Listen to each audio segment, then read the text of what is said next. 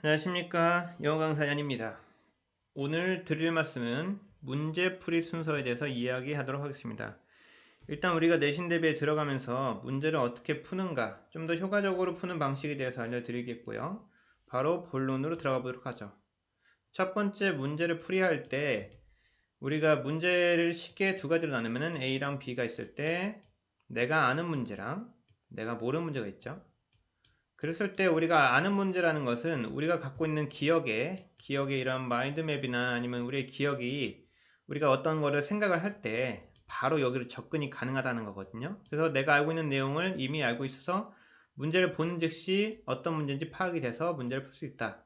그런데 문제를 풀이를 할 때 모르는 것은 시작부터 별표를 쳐는 게 좋아요. 그랬을 때 좀 더 시간을 들여야 된다는 나 스스로와의 약속을 위해서 모르는 문제는 별표를 쳐놓는 게 좋겠다.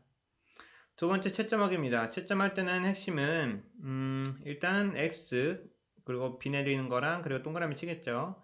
그랬을 때 채점을 하고 나서 정답은 적지 않는다. 왜냐면 다시 나중에 문제를 풀어야 되기 때문에 지금 먼저 답을 적어버리면은 이미 내가 그 문제에 대해서 아는지 모르는지에 대해서 분간할 수 없기 때문에 다시 두 번째 기회를 가질 수 없기 때문에 채점을 할 때는 꼭 정답을 적지 않는다. 세 번째 다시 풀어본다.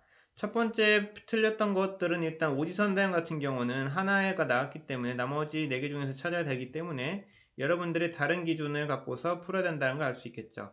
그랬을 때 다시 풀기를 할 때 다시 풀고서 그때 또 다른 기준, 내가 갖고 있는 기준을 다른 기준을 이용해 가지고 썼는데 또 틀린다라고 하면 그리고 맞는다라고 하면은 그거에 대해서 그 다음 이야기를 하면 자, 모르는 거에 대해서 표시하는 거죠. 모르는 거에 대해서. 그리고 이제 모르는 것을 표시할 때 중요한 거는 3M 아니면 페이지를 접는다거나 아니면 페이지를 써오거나 즉 우리가 3M에다가 이렇게 적는 거죠. 몇 번, 35, 35페이지에 내가 모르는 게 있다. 이렇게 적어오고 이렇게 쭉쭉쭉 적어오든가 아니면은 그 부분을 이렇게 접어오면 되겠죠. 접어서. 왜냐면 학생들이 평소에 모르는 거 뭐냐고 물어봤을 때 막 뒤적뒤적거린단 말이죠. 그러지 말고 바로 모르는 거를 표시해 오면은 한결 수업 시간에 용이하겠죠. 그리고 가능시 여기서부터는 자기주도라는 거죠. 뭐 모르는 걸 선생님한테 물어볼 수도 있는 거지만 자기 스스로 가능하면은 카페에 검색하면은 다 있고 그리고 선생님한테 개별적으로 카톡을 해서 모르는 게 있으면은 물어보고 아니면 영상을 추천해 달라고 하면 되겠고 그리고 유인물에서 찾아봐도 많은 정보가 있을 거고요.